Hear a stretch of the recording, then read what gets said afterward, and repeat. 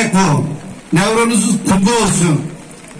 Tabi siviye vorana diğer çakuvami kembirnemi.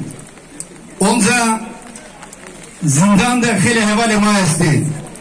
Şahsi Edibo Nurayatu Mehmet Ali'de naike zindanda hevali hori törner tara selamı hürmet orusnemi vami Nevruz smaç mübarek bu. Onca tabi verva dehaki Koverestene diye. Nahoverestene etkilenen 10 ilde insanlarımız açıkça rant uğruna, imar hafları uğruna göz göre göre katledildi. Ve yine deprem bölgesindeki illerimizi vuran sel felaketinde onlarca insanımızı yitirdik.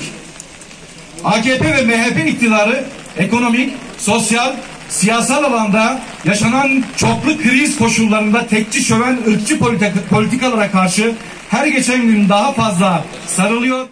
Kamu emekçilerin, köylülerin ortak sesi olarak Nevroz'da dayanışma içinde alanlarda birleşmek değerli ve anlamlı bir tutumdur. Bu düşüncelerle hepinizi kurumun Sosyalist Meclisi Federasyonu Dersim Örgütü'nün